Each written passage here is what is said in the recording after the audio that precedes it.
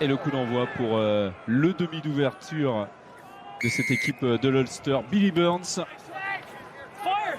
Attention à la défense de l'Ulster là qui est quand même en difficulté avec Nicolas, l'arrière.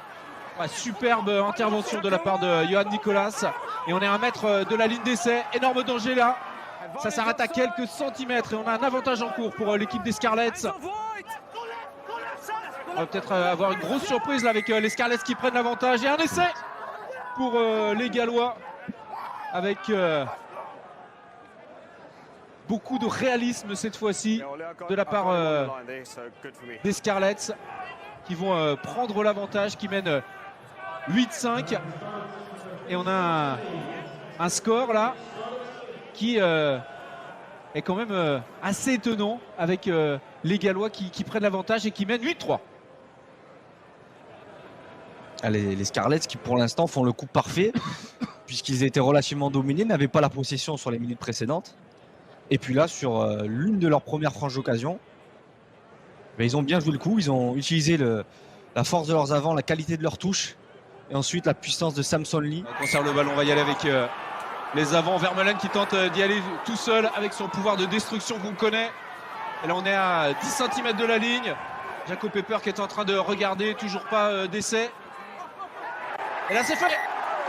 On va avoir le premier essai de l'Ulster dans ce match avec un joueur que le public adore.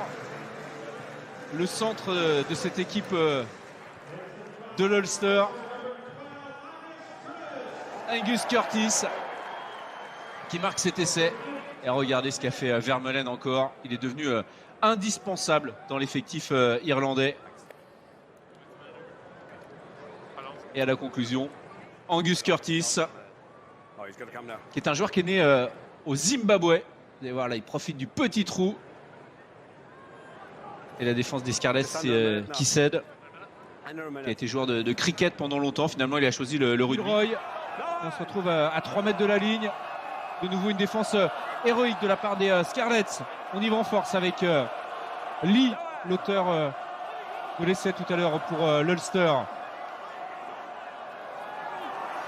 C'est terrible là, la pression des Irlandais. Est-ce que les Gallois vont finir par craquer?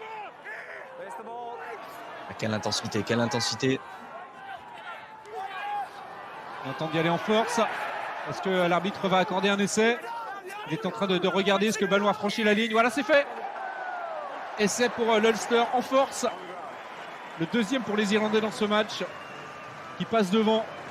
Il mène 15-10 face à des Scarlets qui sont totalement héroïques. Mais c'est finalement le deuxième ligne de cette équipe. Sam Carter qui a réussi à marquer cet essai collectif. On le sentait depuis quelques minutes, il y avait quand même une montée en puissance de cette équipe de l'Ulster. Ça ne se concrétisait pas. Et c'est peut-être ce qui est en train de se passer, ce qu'on craignait pour les Scarlets, une baisse de régime en seconde période. Ça va devenir dur maintenant pour les Gallois. Le joueur qui est né au Pays de Galles et de père écossais, c'est pour ça qu'il est normalement avec la sélection écossaise. On le retrouve là, Sébastien. Le ballon n'est toujours pas récupéré par l'Ulster. Énorme phase là, offensive de la part de l'équipe galloise. Et ça pousse énormément. Avec David McCann là, qui était tout près d'aller mettre ce ballon derrière la ligne. Il ne manque rien.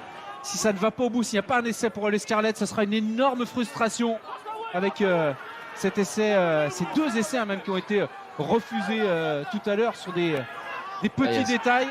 Et là, ça a été éplati. Ouais. Théo, vous l'avez vu. Il y a essai. Est-ce qu'il va y avoir une vérification demandée par l'arbitre? Oui. Il va falloir encore être patient. Est-ce que l'énorme domination des Scarlets finit par payer? Et donc l'essai de Kemsley Mathias. Les Scarlets sont en là, difficulté. la touche n'a pas été gâchée comme tout à l'heure et on sait que dans les mauls il y a une énorme force de la part des Irlandais. Et là on est forcément dans une situation d'extrême danger pour les Scarlets. Ça résiste mais on est sur les 5 mètres. On a choisi de ne pas ouvrir. Il y a un avantage en cours là pour l'Ulster. De nouveau Doak là qui envoie ses avants. Et là il y a un essai. Essai pour l'Ulster qui a complètement réagi dans les secondes qui ont suivi. Une petite erreur de la part des Scarlets lors de la récupération. Et résultat, on a une équipe de l'Ulster qui reprend tout de suite l'avantage grâce à Gareth Milasinovic qui a remplacé Moore qui s'était blessé. Voilà, c'est l'une des premières fois du match où l'on voit l'Ulster aussi dominant sur les collisions. Effectivement, depuis le renvoi, là, sur les quelques temps de jeu qu'ils ont organisés, ils ont avancé sur chaque impact. Et là, on voit voilà, Milasinovic qui va derrière la ligne et qui récompense le gros travail de ses avants. Une échappée sur le côté avec Billy Burns, le demi d'ouverture qui était en position d'ailier. Et le ballon récupéré par les joueurs de l'Ulster. Et c'est un nouvel essai, cette fois inscrit par Craig Gilroy sur cette action un petit peu confuse. On va voir s'il n'y a pas eu d'en avant sur cette action. On va voir si l'essai est confirmé pour les Irlandais.